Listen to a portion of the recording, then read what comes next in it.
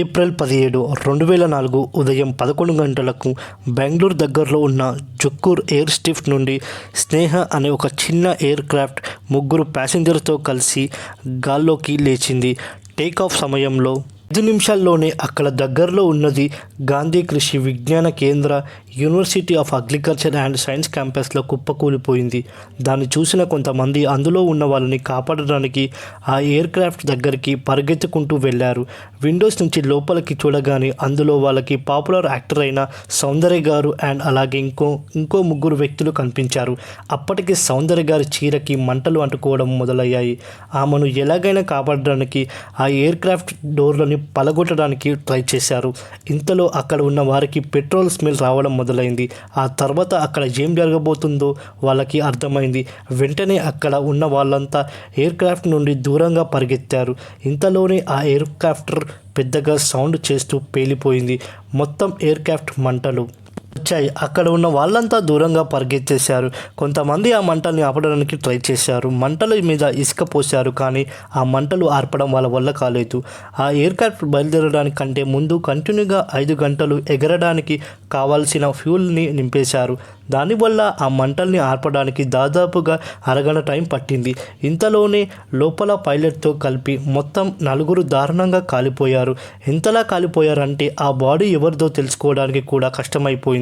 And ఆ మంటల వేడికి వాళ్ళ బాడీస్ ఎయిర్ క్రాఫ్ట్ భాగాలకి అతుక్కుపోయింది.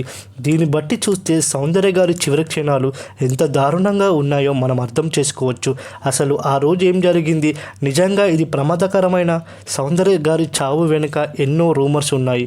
కొన్ని రోజుల క్రితం తెలంగాణ ఖమ్మం జిల్లాకి చెందిన చిట్టిమల్లు అనే ఒక వ్యక్తి ఈ విషయంపై తెలుగు ఫిలిం ఇండస్ట్రీకి చెందిన పాపులర్ యాక్టర్, ప్రొడ్యూసర్ అయిన మంచు మోహన్ బాబు మీద చాలా ఇంట్రెస్టింగ్ అలిగేషన్స్ వేశాడు. మోహన్ బాబు గారే సౌందర్యని చంపి దాన్ని ఒక ప్లేన్ క్రాష్గా క్రియేట్ చేశారు అని ఈ చిట్టుమల్లు అనేవాడు పోలీసులకి కంప్లైంట్ చేశాడు. అయితే ఇందులో నిజమెంత? అసలు మోహన్ బాబు గారికి సౌందర్య గారిని చంపాల్సిన అవసరం ఏముంది? ఇది అబద్ధం అయితే ఇంకెవరైనా ఆమెని చంపి ఉంటారా? సౌందర్య గారు చనిపోయిన తర్వాత ఆమెతో కలిసి పనిచేసిన ఎంతోమంది యాక్టర్స్, ప్రొడ్యూసర్స్, ఇలా ఎంతోమంది సెలబ్రిటీస్ ఆమె గురించి మీడియాతో మాట్లాడారు. ఆమెతో తమకున్న బంధాన్ని గుర్తు చేసుకున్నారు. అయితే కన్నడ ఫిలిం ఇండస్ట్రీకి చెందిన రవిచంద్రన్ గారు మీడియాతో మాట్లాడుతూ సినిమా ఇండస్ట్రీకి చెందిన సెలబ్రిటీస్ పాలిటిక్స్లోకి చేరడం మంచిది కాదు. సౌందర్య గారు పాలిటిక్స్లో చేరి ఉండకపోతే ఇప్పటికీ బతికి ఉండేవారు ఆయనే అన్నారు. అసలు రవిచంద్ర గారు ఇలా ఎందుకు అన్నారు? ఒకవేళ నిజంగానే అపోజిషన్ పార్టీకి చెందిన వాళ్ళు ఎవరైనా ఆమె మరణానికి కారణమై ఉంటారా? ఇలాంటి ఎన్నో డౌట్స్ని ఈరోజు ఈ వీడియోలో క్లియర్ చేయబోతున్నాను. ఈ వీడియో ఎక్కడ స్కిప్ చేయకుండా చూడండి. తెలుగు హీరో మరియు ప్రొడ్యూసర్ అయిన మంచు మోహన్ బాబు గురించి ముందుగా మాట్లాడుకుందాం. అయితే ఈ విషయంలో చిట్టుమల్లి అనే ఒక వ్యక్తి మోహన్ బాబు గారి మీద చాలా ఎలిగేషన్ వేశాడు. అంతేకాదు ఖమ్మం జిల్లా కలెక్టర్ గారికి ఒక లెటర్ కూడా రాశాడు. పోలీసుకు కూడా కంప్లైంట్ ఇచ్చాడు. అసలు ఆయన ఏమన్నాడంటే, హైదరాబాదులోని శంషాబాద్ ఎయిర్పోర్ట్కి దగ్గరలో జూపల్లి అనే ఒక ఏరియాలో సౌందర్య గారికి 6 ఎకరాలు ఉన్న ఒక గెస్ట్ హౌస్ ఉంది.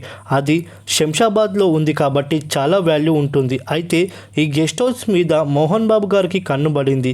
అంటే మోహన్ బాబు గారు ఆ గెస్ట్ హౌస్ నచ్చింది. దాంతో గెస్ట్ హౌస్ తనకి అమ్మాలని సౌందర్య గారి మీద మోహన్ బాబు గారు ఒత్తిడి తీసుకురావడం మొదలుపెట్టారు. ఒకరోజు దీని మీద మోహన్ బాబు గారికి అండ్ సౌందర్య గారికి చాలా పెద్ద డిస్కషన్ నడిచింది. అప్పుడు సౌందర్య గారు అన్నయ్య అమర్నాథ్ గారు కూడా అక్కడే ఉన్నారు. సౌందర్య గారు అండ్ వాళ్ళ అన్నయ్య కలిసి మోహన్ బాబు గారికి ఆ గెస్ట్ హౌస్ అమ్మను అని చెప్పేశారు. అది మోహన్ బాబు గారికి నచ్చలేదు. దీంతో గెస్ట్ హౌస్ని ఎలాగైనా దక్కించుకోవాలని మోహన్ బాబు గారు సౌందర్య గారిని చంపేశారు. ఈ కేసు తన మీద రాకుండా ఉండడానికి దాన్ని ఒక యాక్సిడెంట్గా క్రియేట్ చేశారు అండ్ సౌందర్య గారు ప్లేన్ క్రాష్లో చనిపోయినట్టుగా క్రియేట్ చేశారు. సౌందర్య గారు అడ్డు తొలగించుకున్న తర్వాత మోహన్ బాబు గారు ఆ గెస్ట్ హౌస్ని ఆక్రమించుకున్నారు. ఇదంతా మీడియాకి చెప్పింది చిట్టిమల్లు అనే ఒక వ్యక్తి. ఇదంతా బాగానే చెప్పాడు, కానీ దీనికి ఒక్క ఆధారం కూడా లేదు. కానీ ఆ సమయంలో చిట్టిమల్లుని అనవసరంగా సెలబ్రిటీని చేసింది మీడియా. ఎందుకంటే అన్నిటికన్నా ముందే ఇది ఒక ఫేక్ న్యూస్ అని క్లియర్గా అర్థమైపోతుంది. ఎలా అంటే ఈ న్యూస్ బాగా వైరల్ అయిన తర్వాత సౌందర్య గారి భర్త రఘు గారు ఒక ప్రెస్ మీట్ నోట్ని రిలీజ్ చేశారు. అందులో ఇదంతా ఒక ఫేక్ న్యూస్ అని తేల్చి చెప్పేశాడు. అండ్ 25 years నుంచి మోహన్ బాబు గారికి అలాగే వారికి చాలా మంచి రిలేషన్ కూడా ఉంది అని క్లియర్గా చెప్పేశారు. అండ్ చివరిగా చిట్టిమల్లు చెప్పింది కూడా మనం కరెక్ట్గా వింటే అతను చెప్పింది ఖచ్చితంగా అబద్ధమే అని మనకి క్లియర్గా అర్థమవుతుంది. అయినా సరే కొన్ని న్యూస్ ఛానల్స్కి టీఆర్పీ కోసం అతన్ని ఇంటర్వ్యూ కవర్ చేశారు. దీనివల్ల అతనికి కూడా కావాల్సింది పబ్లిసిటీ వచ్చింది. ఆలోచిస్తే మోహన్ బాబు గారు, సౌందర్య గారు కలిసి దాదాపు 9 సినిమాలు వర్క్ చేశారు. ఈ క్రమంలోనే దాదాపుగా 10 సంవత్సరాలు కలిసి వర్క్ చేశారు. ఒకవేళ వీరిద్దరి మధ్యలో గనక ఏమైనా గొడవలు ఉంటే 10 సంవత్సరాలు కలిసి వర్క్ చేయలేరు కదా. దీని మీద మీ ఒపీనియన్ ఏంటో కామెంట్లో చెప్పండి. ఇక ఆ తర్వాత నేను ఫోకస్ చేసిన నెక్స్ట్ పాయింట్ ఏంటంటే పొలిటికల్ కెరియర్ మీద. అందరికీ తెలిసిందే, చనిపోయే ముందు సౌందర్య గారు బీజేపీ పార్టీలో జాయిన్ అయ్యారు. ఆ రోజు సౌందర్య గారు బెంగళూరు నుండి అప్పుడప్పుడే ఉమ్మడి ఆంధ్రప్రదేశ్లో అంటే ప్రస్తుతం ఉన్న తెలంగాణలో ఉన్న కరీంనగర్లోకి బీజేపీ పార్టీ తరపున ఎలక్షన్ క్యాంపెయిన్కు చేరడానికి బయలుదేరారు. ఈ క్రమంలోనే ప్లేన్ క్రాష్ జరిగింది. ఆవిడ చనిపోయారు. జనరల్గా ఇలాంటివి సిచ్యువేషన్లో అందరూ అపోజిషన్ పార్టీకి సంబంధించిన ఎవరైనా ఇలా చేశారని అనుకుంటారు. నేను కూడా అదే కోణంలో రీసెర్చ్ స్టార్ట్ చేశాను. అప్పుడే నాకు తెలిసిన కొన్ని విషయాలు చాలా ఇంట్రెస్టింగ్గా అనిపించాయి. సౌందర్య గారు చనిపోయిన తర్వాత ఆవిడ గురించి చాలామంది సెలబ్రిటీస్ మీడియా ముందుకు వచ్చి తన కెరియర్లో ఆమె చూసిన సక్సెస్ గురించి అందరూ గుర్తు చేసుకున్నారు. రవిచంద్రన్ అనే ఒక వ్యక్తి మాత్రం సినిమా సెలబ్రిటీస్ పాలిటిక్స్లోకి వెళ్ళకూడదు, అది వాళ్ళకి ప్రమాదం. సౌందర్య గారు పాలిటిక్స్లోకి వెళ్లకుండా ఉంటే ఈరోజు బ్రతికి ఉండేవాళ్ళు అని ఆయన అన్నారు. ఆయన ఇలా ఎందుకు అన్నారు? ఒకవేళ నిజంగానే సౌందర్య గారి మరణం వెనుక ఎవరైనా పొలిటికల్ వ్యక్తులు ఉన్నారా? ఇలాంటి డౌట్స్ మీకు వచ్చి ఉంటాయి కదా. నాకు కూడా అలాంటి డౌట్స్ వచ్చింది. అయితే ఈ డౌట్ని క్లారిఫై చేసుకునే ముందు అసలు సౌందర్య గారు పాలిటిక్స్ లోకానికి ఎందుకు వచ్చారో తెలుసుకుందాం. సౌందర్య గారు తండ్రి అయిన సత్యనారాయణ గారు ఎప్పటి నుండో బీజేపీ పార్టీకి కొన్ని సంవత్సరాల పనిచేశారు. అన్నయ్య అమర్నాథ్ కూడా 1919 నుండి ఆర్ఎస్ఎస్ కార్యక్రమంలో చాలా యాక్టివ్గా పార్టిసిపేట్ చేసేవారు. వీళ్ళిద్దరి ఎఫెక్ట్ సౌందర్య గారి మీద చాలా గట్టిగా ఉండేది. సౌందర్య గారికి పేదవాళ్ళకి హెల్ప్ చేయాలని కోరిక ఉండేది.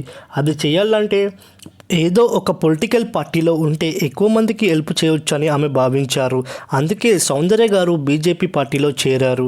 అయితే ఆమె రాజకీయంలో రావడం కన్నడ పాలిటిక్స్లో కొంతమందికి ఇష్టం లేదు.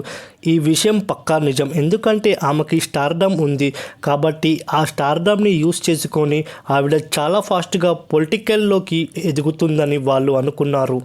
పాలిటిక్స్లో ఫాస్ట్గా కూడా ఇలాగే జరిగింది. లైక్ జయలలిత తమిళనాడు. అయితే పొలిటికల్ పరంగా ఆమెని ఎవరు చంపలేదు అనేది నా ఒపీనియన్. ఎందుకో ఇప్పుడు చెప్తాను వినండి. ఆ రోజు సౌందర్య గారు ఎక్కిన విమానం పేరు సహనా 180. అది ఒక సింగిల్ ఇంజిన్ ఎయిర్ క్రాఫ్ట్. అందులో పైలట్తో పాటు 4 మెంబర్స్ వెళ్ళవచ్చు. ఈ ఎయిర్ క్రాఫ్ట్ బెంగళూరుకి చెందిన అగ్ని air sports and adventure academy వాళ్ళ పేరున రిజిస్టర్ చేసుకున్నారు. ఇదొక ప్రైవేట్ సంస్థ. దీని కెప్టెన్ అరవింద్ శర్మ అనే ఒక వ్యక్తి స్థాపించాడు. ఇక్కడ కొంతమంది పైలట్స్కి ట్రైనింగ్ ఇస్తారు. అయితే ఈ సహనా 180 అనే ఎయిర్ క్రాఫ్ట్ 1955లో తయారు చేశారు. దీని లైఫ్ టైం వచ్చేసి 700 ఫ్లయింగ్ అవర్స్ మాత్రమే. అంటే దీని మొత్తం జీవితంలో 7000 గంటలు మాత్రమే ఎగరగలదు. దాన్ని ఎయిర్ స్పోర్ట్స్ అకాడమీ వాళ్ళు 1991లో ఎగుమతి చేసుకున్నారు. సౌందర్య గారు ఎయిర్ క్రాఫ్ట్ ఎక్కినప్పటికీ ఆల్మోస్ట్ ఈ ఎయిర్ క్రాఫ్ట్ లైఫ్ టైం అయిపోయి వచ్చింది. ప్రమాదం జరిగింది 2004 ఏప్రిల్. అయితే దాని లైఫ్ టైం వచ్చేసి జూన్ వరకు మాత్రమే ఉంది. ఈ పాయింట్ని కెప్టెన్ అరవింద్ శర్మ గారు అండ్ అలాగే డీజేసీ వాళ్ళు కూడా కన్ఫర్మ్ చేశారు. మరి ఇంత పాత ఎయిర్ క్రాఫ్ట్ని సౌందర్య గారు కోసం ఎందుకు బుక్ చేశారు? అయితే ఈ ఎయిర్ క్రాఫ్ట్ని బీజేపీ పార్టీ వాళ్ళు కూడా బుక్ చేయలేదు.